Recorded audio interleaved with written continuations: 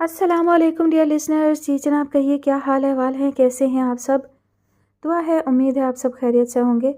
الحمدللہ میں بھی بالکل خیریت سے ہوں اور آپ کے لیے لے کر آئی ہوں رمضان اسپیشل ناول کی نیکسٹ ایپیسوڈ۔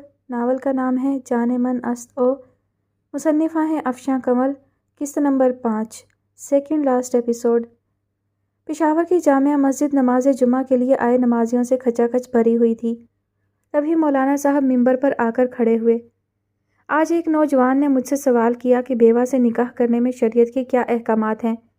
دوسرا یہ جو ہمارے ہاں اکثر گھرانوں میں روایت چلی آ رہی ہے کہ بیوہ کا نکاح معیوب سمجھا جاتا ہے، تو کیا یہ بات درست ہے؟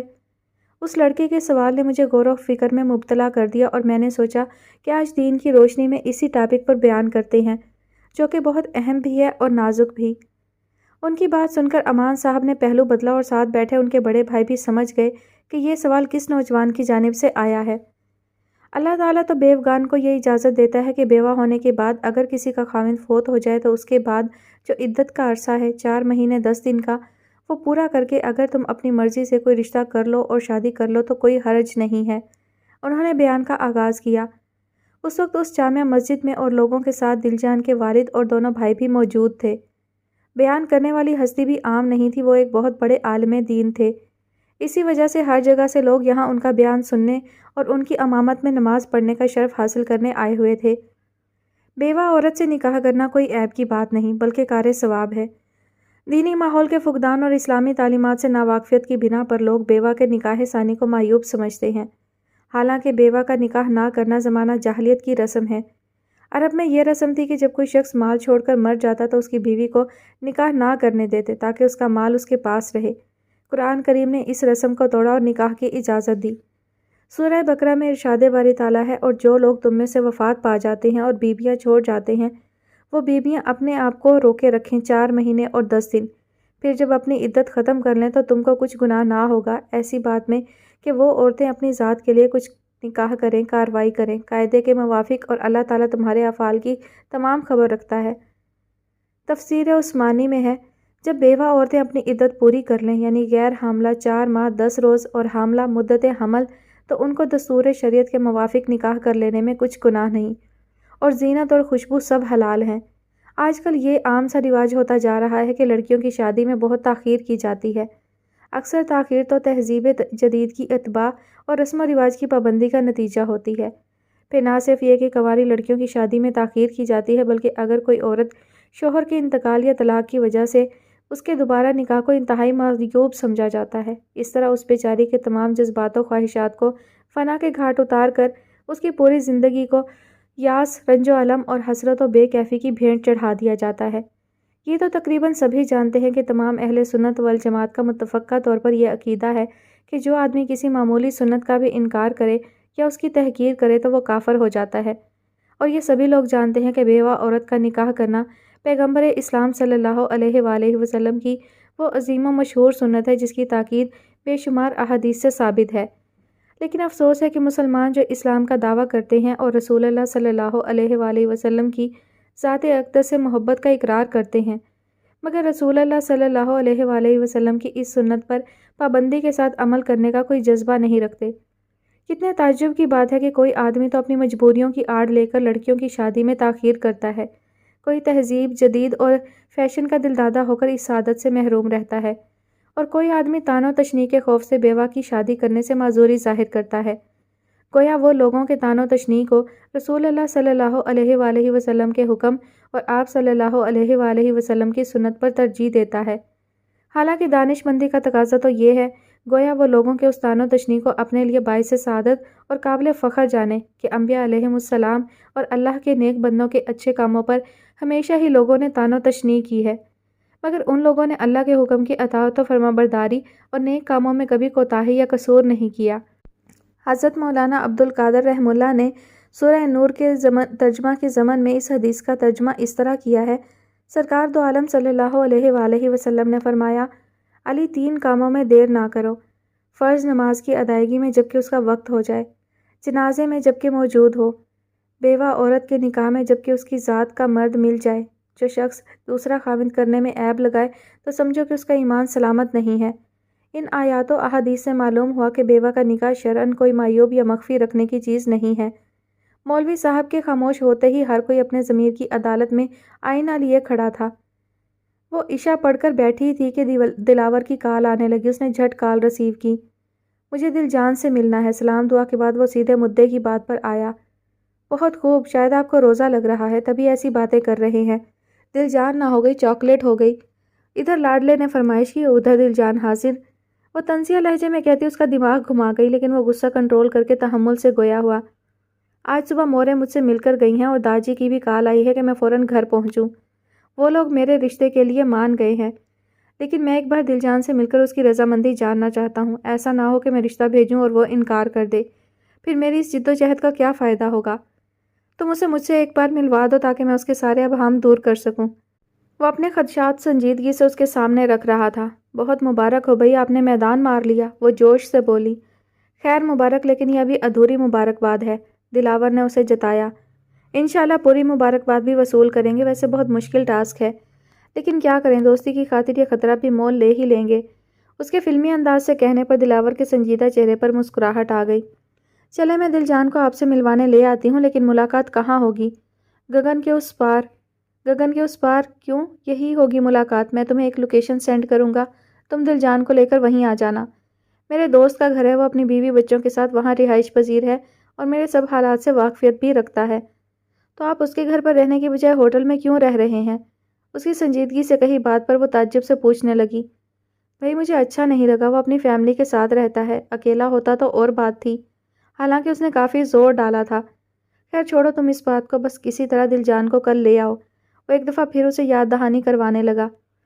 اچھا بابا، میں پوری کوشش کرتی ہوں، باقی آپ بھی میری کامیابی کی دعا کرنا۔ چلو پھر ٹھیک ہے، میں گھر جانے کی تیاری پکڑوں۔ ہوٹل کا کھانا کھا کھا کر دل اور معدہ دونوں ہی تھک گئے تھے۔ اب مورے کے ہاتھ کے لذیذ پکوان کھاؤں گا۔ وہ خوشی سے چہکتا فون بند کر چکا تھا۔ وہ دلاور سے بات کر کے فون ایک طرف رکھتی سونے کی تیاری کر رہی تھی، تبھی اس کا فون پھر بجنے لگا۔ فروا کی ویڈیو کال دیکھ کر اس کے لبوں کو خوبصورت مسکان نے چھوا۔ میری بے وفا کٹو، ہمیں بھول گئی ہو کیا؟ نہ کوئی عطا نہ کوئی پتہ۔ اس کے ڈرامائی انداز پر اس کی کمر پر رائما کا کرارا تھپڑ پڑا تو وہ اچھل پڑی۔ سامنے سے ہٹو، میرے بچے کو اپنی مامی سے ملنے دو۔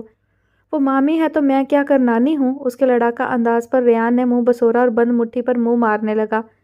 بس کر دو باجی، ریان کو تیز آواز پسند نہیں ہے، شرارت سے کہتی ہما اس کے گلے کا ہار ہوئی۔ پرے ہو جا لڑکی، کیوں ناگن کی طرح بار بار مجھ سے لپٹ جاتی ہے؟ وہ جھنجھلا کر اس کے بازو کھولتے ہوئے بولی۔ تم سب لڑ لو، جب فرصت مل جائے تو مجھ سے بات کر لینا۔ میر کے جل کر کہنے پر وہ تینوں ایک ساتھ اس کی جانب متوجہ ہوئیں۔ ریان بھی ٹکر ٹکر اسکرین پر نظر آتی مامی کو دیکھ رہا تھا۔ ریان میری جان کیسے ہو؟ میں تمہاری سویٹ بڑی مامی ہوں۔ اس کے تعارف کروانے پر وہ ایک دم کھلکھلایا۔ ارے واہ، ماموں کی طرح بھانجا بھی میری کٹوں پر فدا ہے۔ فروا کے چہک کر کہنے پر جہاں وہ دونوں کھلکھلائی تھی وہیں میر اس گوہر افشانی پر بری طرح جھینپی تھی۔ ارے واہ، میرے بھائی کے ذکر پر بھابھی کے چہرے کا گلال تو چیک کرو۔ ہما بھی چہکی۔ بالکل ایسا ہی گلال اترا ہے جیسے میرے بھائی کے نام پر تمہارے گال پر اترتا ہے۔ فروا نے ہما کے گالوں کو زور سے کھینچ کر واقعی میں سرخ کر دیا تو وہ بری طرح چیختی اس کو مارنے کو لپکی۔ میرا شہزادہ تو مزید ہینڈسم بوائے ہو گیا ہے۔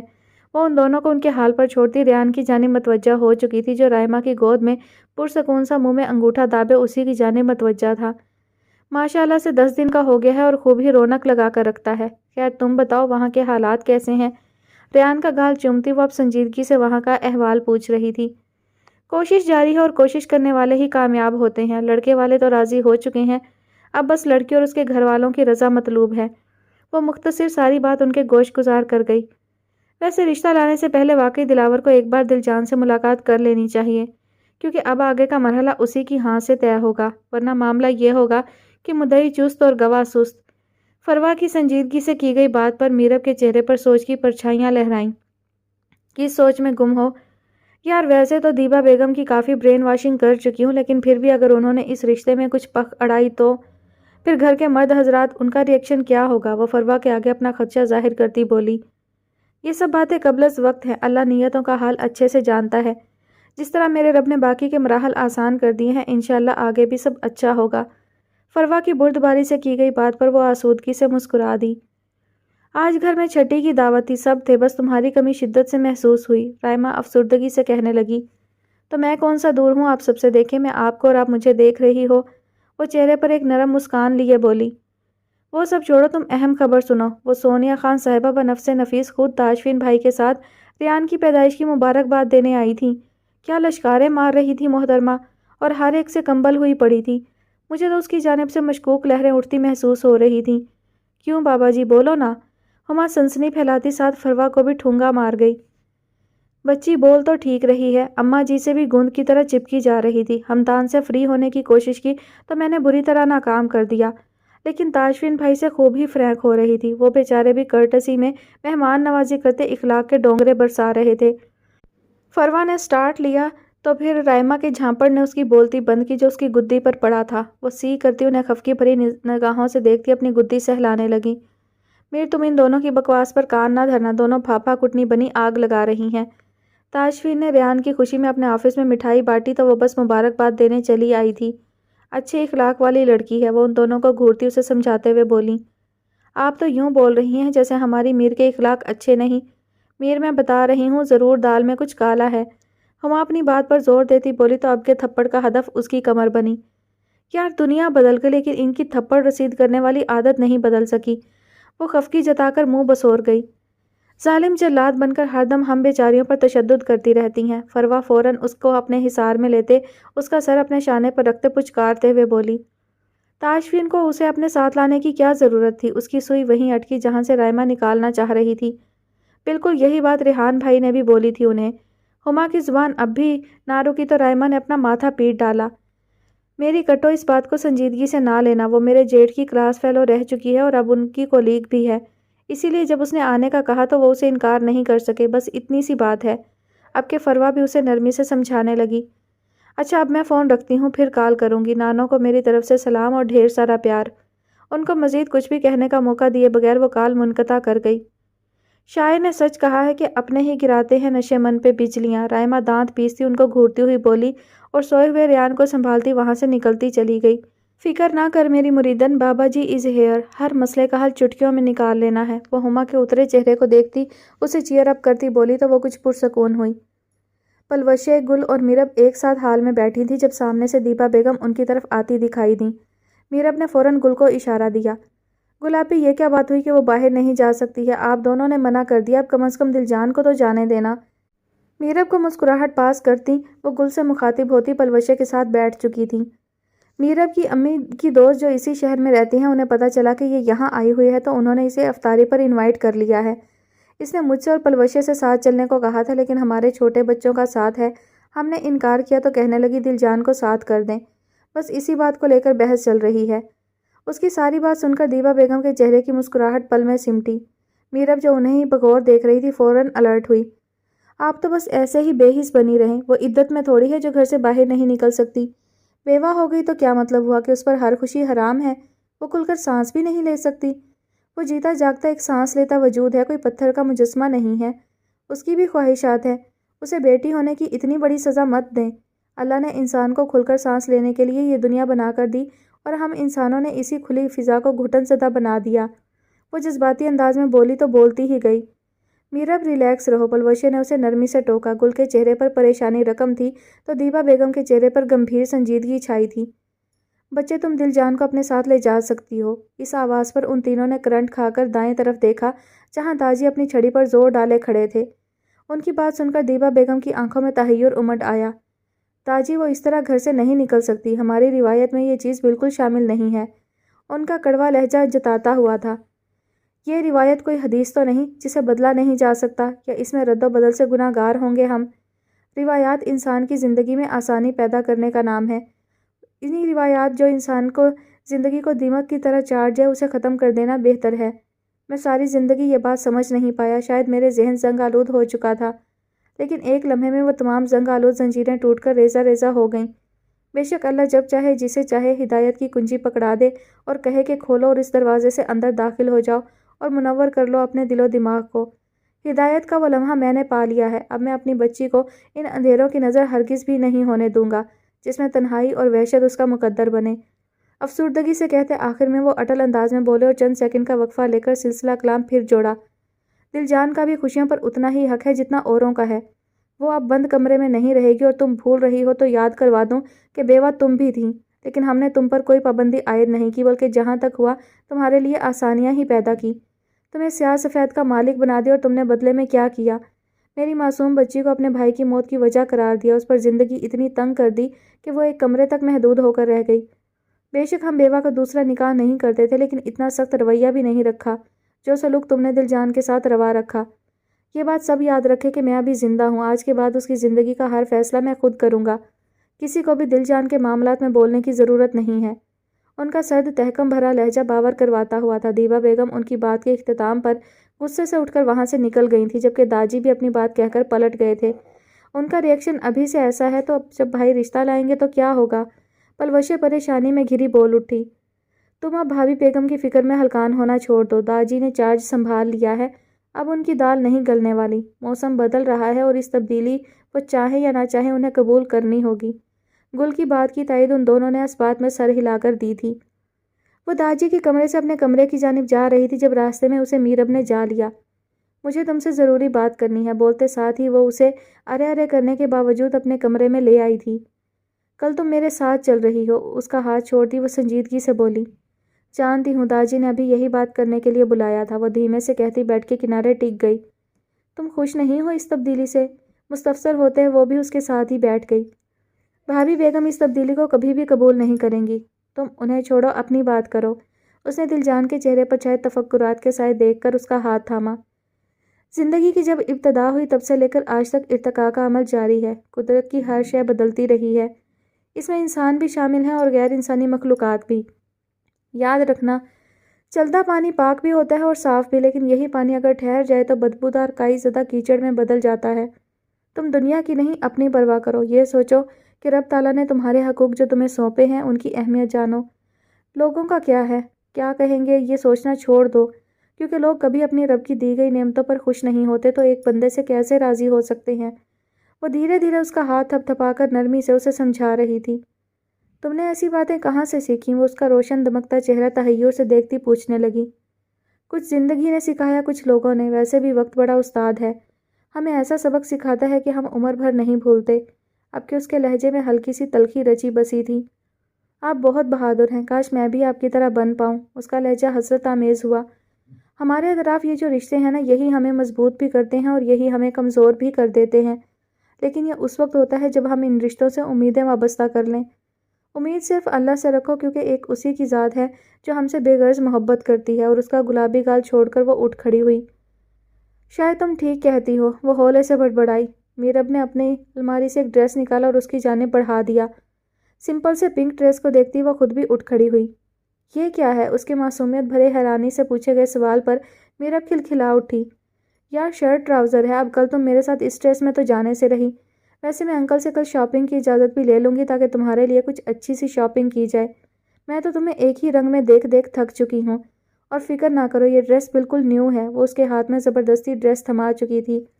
لیکن وہ بھابھی بیگم، بس کر دو یار ان سے خوف زدہ ہونا، تمہارے داجی کے ہوتے ہوئے کسی کی مجال نہیں کہ وہ اپنے فیصلے تم پر مسلط کرے۔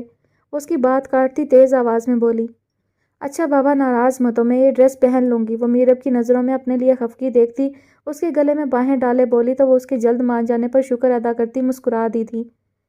تواتر سے بجتے فون کو اس نے یوں اگنور کیا جیسے حکمران ووٹ لے کر اپنے ووٹرز کو کرتے ہیں۔ کچھ سیکنڈ کے لیے یہ سلسلہ تھم کر پھر شروع ہوا تو اس نے جھپٹ کر کال ریسیو کی۔ سامنے اسکرین پر تاشفین سخت ترین تاثرات لیے اسے گھور رہا تھا۔ کب سے کال کر رہا ہوں، ریسیو کیوں نہیں کر رہی تھی؟ بتایا تھا میں نے کہ آج میں برائڈل ڈریس لینے جاؤں گا۔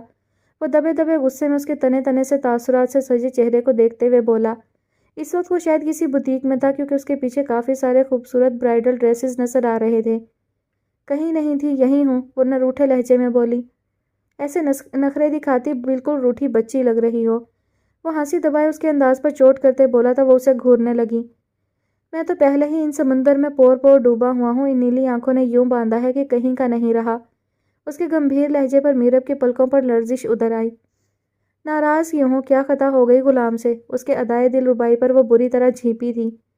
جیسے جانتے نہیں، وہ خفا خفا سی بولی تو تاشفین کو اس پر ٹوٹ کر پیار آیا۔ سونیا کو ساتھ لانے کی وجہ سے خفا ہونا، اس کے درست اندازہ لگانے پر وہ جھٹ اقرار میں سر ہلا گئی۔ میرے گھر کے بھیدی لنکا ڈھانے کو ہر دم تیار رہتے ہیں، مجال ہے جو ان کے اندر کوئی بات بھی ٹھہر جائے۔ ان کی بدہضمی کا علاج میں گھر جا کے اچھے سے کروں گا۔ ابھی فی الحال تم اپنا موڈ ٹھیک کرو، ورنہ میں اپنے موڈ کی بالکل گارنٹی نہیں دوں گا۔ وہ غصیلے لہجے میں اسے تنبیہ کر گیا۔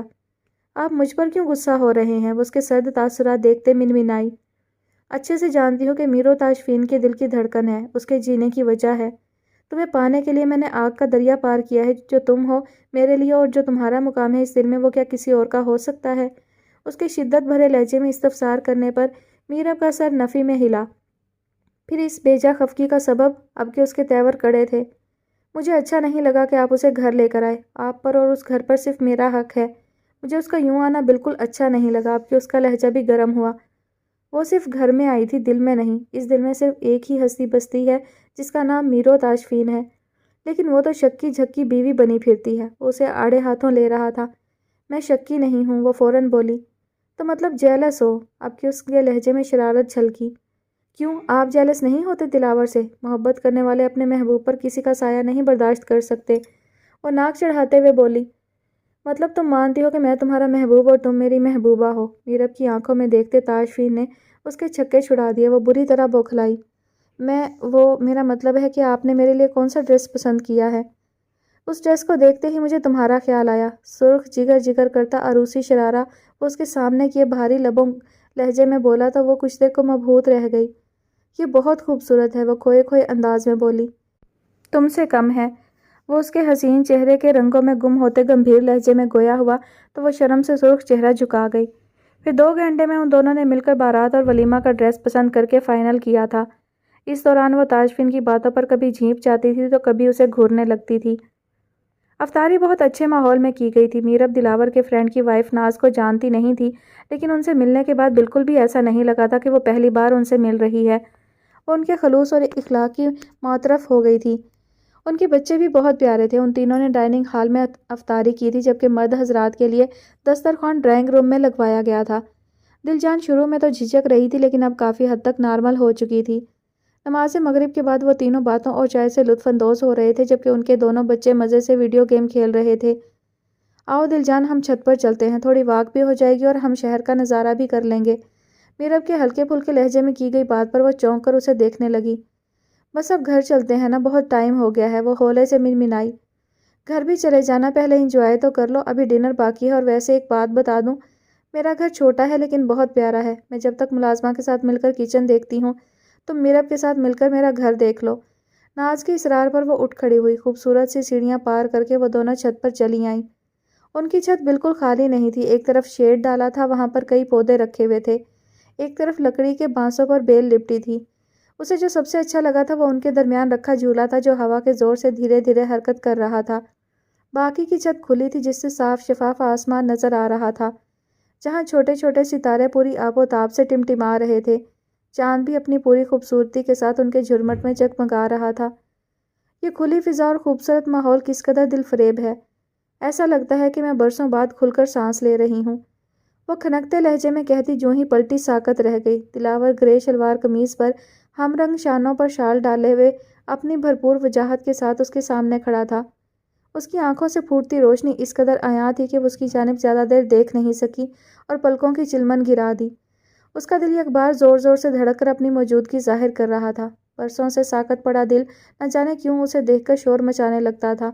وہ اپنی اس کیفیت سے ایک دم خوفزدہ ہوئی۔ دلاور جو سینے پر ہاتھ باندھے اس کے چہرے کے ایک ایک اتار چڑھاؤ کو غور سے دیکھ رہا تھا، اس سے ہرگز مخفی نہ رہا۔ پہلے اس کا ساکت ہونا، پھر چہرے کے نقوش میں گلال اترنا اور ایک دم ہی اس حسین چہرے پر سراسیمگی کا پھیل جانا۔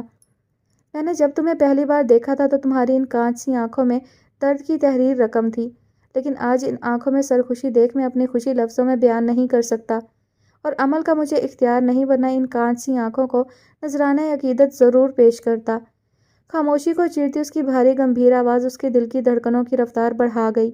اس نے زور سے مٹھیاں بند کر کے اپنے ہاتھوں کی کپکپاہٹ کو روکنا چاہا، جو اس کی آنکھوں سے عیاں ہوتے جذبوں اور لہجے کی بے باکی پر کپکپا رہے تھے۔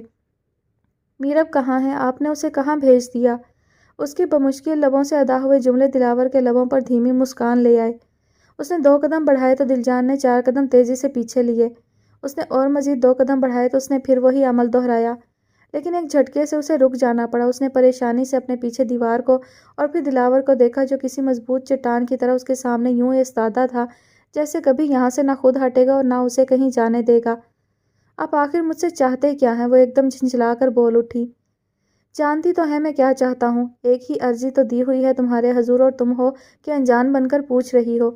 اس کے چہرے پر نظریں جمائے اس نے سنجیدگی سے اپنا مدعا بیان کیا تو دل جان نے اس کی سبز نگینوں جیسی آنکھوں میں اپنی خفگی بھری کانچ سی آنکھوں سے گھور کر دیکھا۔ آپ کی اتنی بے تکلفی مجھے بالکل پسند نہیں آئی، وہ اس کے تم کی جانب اشارہ دیتے ہوئے بولی۔ رفتہ رفتہ وہ میری ہستی کا ساماں ہو گئے، آپ سے پھر تم ہوئے، پھر تو کا عنواں ہو گئے۔ اس کے دھیرے سے گنگنانے پر وہ ایک پل کو اس کی خوبصورت آواز کے زیر و بم میں کھو سی گئی۔ کل میرے گھر والے آپ کے گھر باقاعدہ رشتہ لے کر آ رہے ہیں۔ وہ الفاظ نہیں، کوئی بم تھا جو دلاور نے اس کی سماعت پر پھوڑا۔ وہ پھٹی پھٹی آنکھوں سے اسے دیکھنے لگی۔ آپ کا دماغ خراب ہو چکا ہے، لیکن میرا نہیں، آپ ہرگز بھی یہ نہیں کریں گے، پہلے تیز لہجے میں کہتی وہ ایک دم ہی روحانسی ہو کر ملتجی لہجے میں گویا ہوئی۔ تم اپنی ساری عمر اپنے کچھ گھنٹے کے شوہر کے نام پر برباد کر دینا چاہتی ہو؟ اتنی محبت ہے تمہیں اس سے؟ اس کے کڑے چبھتے ہوئے لہجے پر دل جان نے تڑپ کر اس کی جانب دیکھا تھا۔ ایسا ہرگز بھی نہیں ہے، وہ دبے دبے لہجے میں چٹکی۔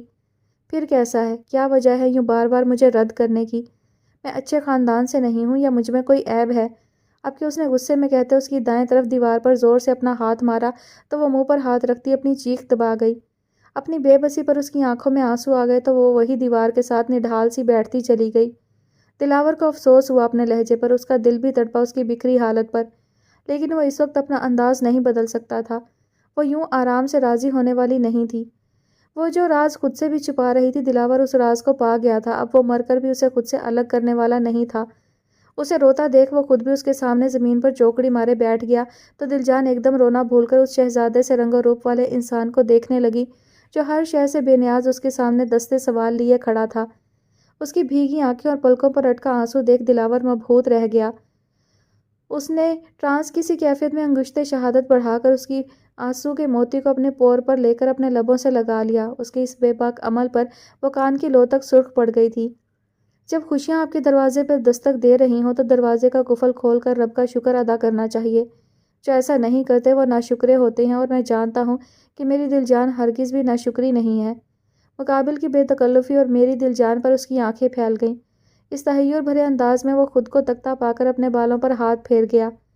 ازل سے ابد تک تم میری ہی تھی، میری ہی ہو اور میری ہی رہو گی۔ اس کے شدت بھرے اظہار پر دل جان کے دل کے ساتھ سانس بھی تھمی تھی۔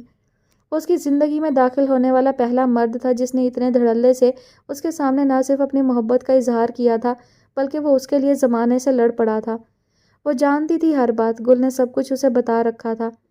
میں بہت کمزور ہوں، آپ کی طرح مجھ میں زمانے سے ٹکرانے کا حوصلہ نہیں۔ وہ اپنی گود میں رکھے ہاتھوں پر نظریں جمائے دھیرے سے بولی۔ تم یہ سوچو کہ تم یہ شادی محبت کے لیے نہیں بلکہ اس روایت کو توڑنے کے لیے کر رہی ہو جو کئی خواہشوں بھرے دل کو دیواروں تلے چنوا چکی ہے۔ اس کی سنجیدگی سے کہی بات کی شروعات پر وہ بری طرح سٹپٹائی۔ یہ محبت کہاں سے آ گئی بیچ میں؟ وہ بری طرح بوکھلا کر کہتی اٹھنے لگی کہ دلاور نے تیزی سے اس کی مخملی کلائی پر گرفت جما کر اس کی یہ کوشش ناکام کر دی۔ وہ اس کے سلگتے لمس پر بری طرح کسمسائی تھی۔ پلیز میرا ہاتھ چھوڑیں۔ پہلی بار کسی مرد کے لمس سے آشنا ہو کر اس کی دھڑکنیں بری طرح بے ترتیب ہوئیں تو وہ ملتجیانہ انداز میں گویا ہوئی۔ امانت دار کو نہ سونپنے والا خیانت دار ہوتا ہے۔ میں نے اپنے حصے کی امانت تمہیں لوٹا دی ہے تو اب یہ تم پر بھی فرض ہے کہ تم میری امانت مجھے سونپ دو۔ اس کی گمبھیر سرگوشی اور جتاتا ہوا لہجہ اسے باور کروا رہا تھا کہ وہ اس کے دل کی حالت سے باخبر ہے۔ یہ بات سمجھتے ہی اس کی پلکوں پر ارتعاش اترا اور گالوں پر شفق پھوٹ پڑی، یوں جیسے دن طلوع ہونے پر افق پر لالی بکھر جاتی ہے۔ یہ نظارہ اتنا دل فریب تھا کہ وہ کئی لمحے مبہوت سا اسے دیکھے گیا۔ اس کی نظروں کی حدت سے وہ خود میں سمٹی جا رہی تھی۔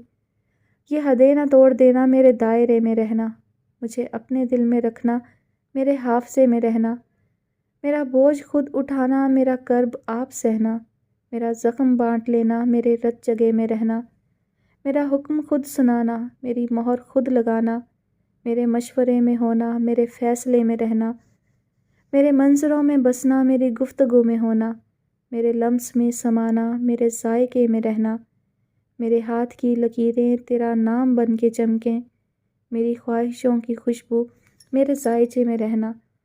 اس کی اٹھی نظروں کا پیام دلاور نے اپنی آنکھوں سے دل پر تحریر کر ڈالا تھا۔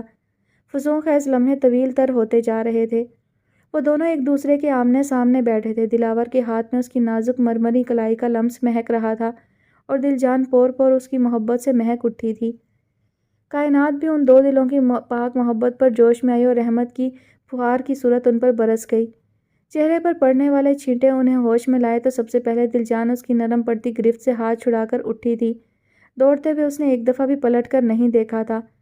وہ تیزی سے زینے کے اختتام پر کھڑی میرب کے گلے سے جا لگی۔ دل جان کا چہرہ اس کے لباس کے ہم رنگ ہو چکا تھا۔ میرب کو کچھ پوچھنے کی ضرورت ہی پیش نہیں آئی، اس کی دھڑکنوں کے رقص نے سارا بھید کھول دیا۔ ہم گھر چلیں، اس نے بمشکل لرزتے لہجے پر قابو پاتے یہ جملہ مکمل کیا۔ بالکل گھر جاؤ گی تبھی تو رخصت ہو کر میرے پاس آؤ گی۔ دلاور کی شوخی میں ڈوبی گمبھیر آواز پر وہ بوکھلا کر اس سے الگ ہوئی۔ دلاور اب آپ زیادہ پھیلیے مت اور نہ ہی میری دوست کو تنگ کریں، وہ اسے مصنوعی انداز میں تنبیہ کرتی بولی۔ ابھی تو اختیارات کا فقدان ہے اور تم تنگ کرنے کا الزام لگا رہی ہو، یہ تو صحیح بات نہ ہوئی۔ اس کا افسوس بھرا لہجہ زومانی تھا۔ یا اللہ، یہ سارے مرد ہی بے شرم ہوتے ہیں یا ہمارے والوں نے الگ سے ڈگری حاصل کی ہے؟ اس کے دبے دبے لہجے کی سرگوشی پر دل جان نے سرخ پڑتے اپنا نچلا لب دانتوں تلے دبا لیا۔ یہ تمہاری امی کی دوست کا گھر نہیں ہے نا؟ تم جان کر مجھے ان سے ملوانے لائی تھی؟ اس کا بازو پکڑتے اسے گھورتی ہوئی بولی۔ حسین ہونے کے ساتھ آپ ذہین بھی ہیں، اس کے لہجے میں دل جان کے لیے شوخی بھری ستائش تھی۔ میرا مزے سے کھڑی اس کی حالت پر مسکرا رہی تھی۔ دل جان نے خفگی بھری نظر اس پر ڈالی اور وہاں سے جانے کو پر تولنے لگی کہ تبھی دلاور بول پڑا۔ میں نے دل جان کے لیے کچھ اپنی پسند سے شاپنگ کی تھی، جاتے ہوئے پلیز لے جانا۔ آج کے بعد میں اسے صرف رنگوں میں رنگے دیکھنا چاہتا ہوں، پھر وہ رنگ چاہے میری محبت کا ہو یا پھر لباس کا۔ دل جان کو نظروں میں رکھتے وہ میرب سے مخاطب ہوا۔ جو حکم عالی جا، وہ سر تسلیم خم کرتی شوخی سے بولی تو وہ دلکش دھیما سا قہقہا لگا گیا۔ بس کر دیں، 1 گھنٹے میں آپ کے بہنوئی اور مستقبل میں ہونے والے سالے اکبر لالا ہمیں لینے آ رہے ہیں، تو آپ ادھر ادھر ہو جائیں، پھر نہ کہنا کہ خبر نہ ہوئی۔ شوخی بھری سنجیدگی سے کہتی وہ دل جان کا ہاتھ پکڑے اندر کی طرف بڑھ گئی۔ اس نے آخری جملہ فروا کے انداز میں کہا تھا جس کی بدولت ان دونوں کے لب مسکرا اٹھے تھے۔ ہمدان افتاؤں خیزہ گھر کے اندر داخل ہوا تھا، اس کے چہرے پر ہوائیاں اڑی ہوئی تھیں۔ وہ اپنے ریسٹورانٹ میں تھا جب فروا کی کال اسے موصول ہوئی۔ وہ بری طرح رو رہی تھی، اتنا کہ اس سے بات بھی نہیں کی جا رہی تھی۔ جب ہی شگفتہ بیگم نے اس کے ہاتھ سے فون لے کر ہمدان کو جلد گھر پہنچنے کو کہا تھا، وہ سیدھا اپنے کمرے میں آیا۔ لو آ گیا ہے تمہارا شوہر، سنبھالو بھائی، میرا تو دماغ ہی پلپلا دیا اس پاگل لڑکی نے۔ دنیا جہاں سے نرالی ہے ہماری فروا۔ اماں جی ایک ساتھ ان دونوں ہی سے مخاطب ہوتی گھٹنوں پر دونوں ہاتھ رکھے اٹھ کھڑی ہوئیں۔ ہمدان نے ان سب پر ایک طائرانہ نظر ڈالی۔ اماں جی کے ساتھ ساتھ باقی خواتین کے چہرے بھی خوشی کے احساس سے دمک رہے تھے۔ ہما کی بھی بتیسی باہر تھی، بس ایک فروا ہی تھی جو چہرہ جھکائے مسلسل ہاتھ مسلتی سوں سوں کر رہی تھی۔ نازمہ بیگم نے آگے بڑھ کر پریشان کھڑے ہمدان کی پیشانی چومی، پھر اماں جی کے اشارے پر وہ سبھی کمرے سے نکل گئیں، لیکن جاتے ہوئے اس کے کمرے کا دروازہ بھی بند کر گئی تھی۔ ان کے جاتے ہی وہ لپک کر فروا کے قریب آ کر بیٹھا۔ فری میری جان، میری زندگی، مجھے بتاؤ کیا ہوا ہے؟ کیوں رو رو کر اپنی ان خوبصورت آنکھوں کا حشر کر رہی ہو؟ اس کے ہاتھ کو تھامے وہ پیار بھرے نرم لہجے میں استفسار کر رہا تھا۔ اس کے پوچھنے کی دیر تھی کہ وہ ایک دم ہی اس کے وسیع سینے پر سر رکھے پھوٹ پھوٹ کر رونے لگی۔ وہ ایک دم ہی اس کے اس عمل سے بوکھلا گیا تھا۔ اس نے کہاں اسے یوں بے حال دیکھا تھا؟ وہ تو ہر دم لڑتی جھگڑتی یا پھر ہنستی کھلکھلاتی شرارتیں کرتی رہتی تھی۔ ایسا کبھی نہیں ہوا تھا کہ اس نے ایسے ریئیکٹ کیا ہو۔ بس کر دو یار، اپنے آنسوؤں میں ڈبو کر مار ہی ڈالو گی کیا؟ اس کے گرد اپنا حصار مضبوط کرتے ہوئے اس کے سر کا بوسہ لیتے بے بسی سے بولا۔ یہ سب تمہاری وجہ سے ہوا ہے۔ وہ اچانک ہی اپنے دونوں ہاتھ سے اسے پیچھے دھکیلتی بھڑکی تھی۔ میری وجہ سے کیا ہوا ہے؟ وہ اس کے رویے اور لہجے سے پریشان ہوتا پوچھنے لگا۔ اب میں میر اور تاجفین کی شادی کیسے انجوائے کروں گی؟ میں نے ہر چیز پلان کی تھی اور تمہاری وجہ سے میرے سارے ارمانوں پر پانی پھر گیا۔ وہ ہونٹ نکالے معصومیت سے کہتی ہمدان کو اتنی کیوٹ لگی کہ اس نے جھک کر باری باری اس کے دونوں گال چوم ڈالے۔ ہاتھ نہ لگاؤ مجھے، اس نے بھنا کر کہتے اس کے بازو پر تھپڑ مارا۔ یار ہاتھ کہاں لگایا ہے، بلکہ میں نے تو منہ۔ باقی کا جملہ کشن پڑنے کی وجہ سے منہ میں ہی رہ گیا۔ تمہاری انہی حرکتوں کی وجہ سے مجھے یہ دن دیکھنا پڑا ہے۔ اسے پھر اپنا دکھ یاد آیا تھا، ایک بار پھر اس کا لہجہ بھیگ گیا۔ اچھا بس بالکل چپ، کیوں اتنا پریشان ہو؟ وجہ بتاؤ ورنہ ابھی میں سب سے جا کر خود ہی پوچھ لوں گا۔ اس کے چہرے کو ہاتھوں کے پیالے میں بھرے اب کہ وہ مکمل سنجیدگی سے پوچھ رہا تھا۔ اماں جی پردادی بننے والی ہیں، وہ پرنم پلکوں کو جھپکتی دھیرے سے منمنائی تھی۔ پردادی بننے والی ہیں؟ پر کیسے؟ وہ تحیر زدہ سا بول اٹھا۔ جب تمہاری اولاد اس دنیا میں آئے گی تو اماں جی پردادی ہی بنیں گی نا۔ اب کہ وہ جھنجھلا کر بولی، جبکہ اس کی بات سن کر ہمدان پہلے شاک ہوا اور پھر ایک دم ہی کہا لگانے لگا۔ اس کے اس طرح پاگلوں کی طرح ہنسنے پر فروا کو شدید غصہ چڑھا۔ دماغ چل گیا ہے کیا؟ نہیں میری بابا جی، خوشی کے مارے پاگل ہو گیا ہوں، اور آپ ہیں کہ اتنی بڑی خوشی کی خبر پر دریا بہا دیے۔ وہ ایک دم اسے بازوؤں سے پکڑ کر اٹھا کے گول گول گھمانے لگا۔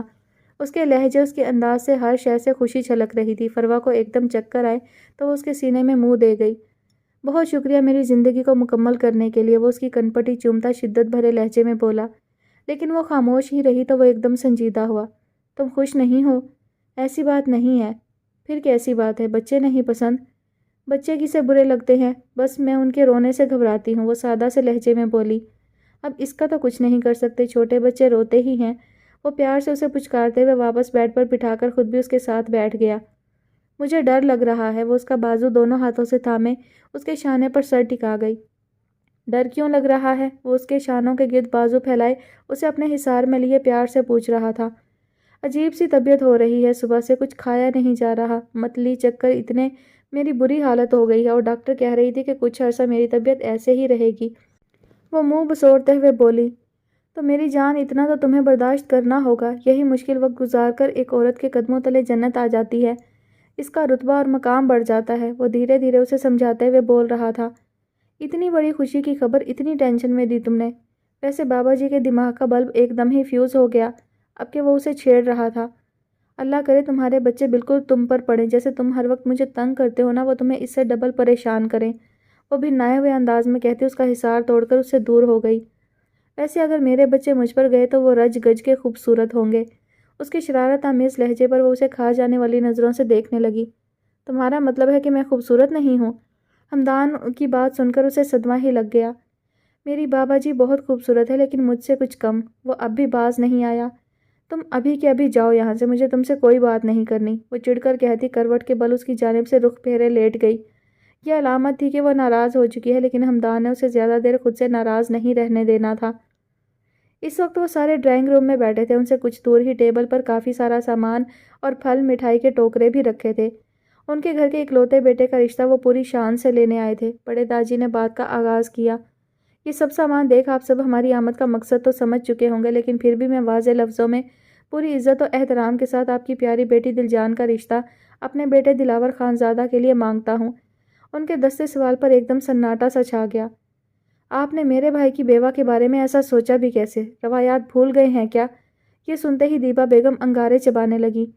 بہو آرام سے بات کرو، وہ ہمارے مہمان ہیں، اور رہی تمہارے بھائی کی بات تو اس سے میری بیٹی کا کوئی تعلق نہیں۔ ابھی دل جان کے باپ بھائی موجود ہیں اس کی زندگی کا فیصلہ کرنے کو۔ وہ کڑے تیوروں سے انہیں باور کرواتے بولے۔ کیوں تعلق نہیں ہے اس کا میرے بھائی سے؟ اس کے نام کی دلہن بنی تھی وہ، اور دلہن بن کر میرے بھائی کی زندگی نگل گئی، کھا گئی میرے بھائی کی خوشیوں کو، ہمارا آنگن سونا کر گئی، اور اب اپنی نئی دنیا بسانے چلی ہے۔ تو ایسا ہرگز نہیں ہوگا، میں ہونے نہیں دوں گی۔ وہ بپھری ہوئی چنگھاڑ رہی تھیں۔ بس بہت ہو گیا بھابھی بیگم، خبردار جو آپ نے کوئی بھی فالتو بات اپنے منہ سے نکالی میری بہن کے لیے۔ بقول آپ کے میری بہن آپ کے بھائی کی موت کی ذمہ دار ہے، ایسے تو پھر ہم بھی کہہ سکتے ہیں کہ آپ کی وجہ سے ہمارا بھائی اس دنیا سے چلا گیا۔ اکبر اپنی جگہ چھوڑتا بپھر کر بولا۔ اس کی بات سن کر دیبا بیگم ایک دم ساکت رہ گئیں۔ آرام سے بات کرو بچے، داجی نے اسے نرمی سے ٹوکا۔ ان کے کہنے پر اس نے گہری سانس لی۔ ہر انسان کو اپنے مقررہ وقت پر ہی اس دنیا سے جانا ہے، جلد یا بدیر لیکن جانا ہے۔ موت اور زندگی اللہ کے اختیار میں ہے، تو آپ کیسے کسی انسان کو اس کا ذمہ دار ٹھہرا سکتی ہیں؟ اب کہ وہ اپنا غصہ دبائے انہیں رسان سے سمجھا رہا تھا۔ پھر ٹھیک ہے، میں اپنی بچیوں کو لے کر جا رہی ہوں یہاں سے، میرے بات جو دل میں آئے وہی کرنا۔ وہ تن فن کرتی وہاں سے نکل گئی تھیں۔ آپ سب اسے چھوڑ دیں، ابھی وہ جذباتی ہو رہی ہے۔ ویسے بھی میں چاہتا ہوں کہ اس فانی دنیا سے جانے سے پہلے ایک نئی بنیاد ڈال کر مروں، تاکہ بعد میں آنے والی نسلیں مجھے دعائیں دے سکیں، میرا یہ عمل میرے لیے صدقہ جاریہ بنے۔ وہ مضبوط لہجے میں پرعزم ہو کر بولے۔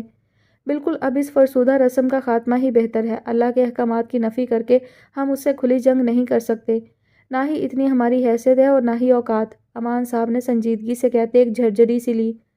دل شیر تم کیا کہتے ہو؟ داجی نے اپنے چھوٹے بیٹے سے رائے طلب کی، جو کافی دیر سے خاموش تھا۔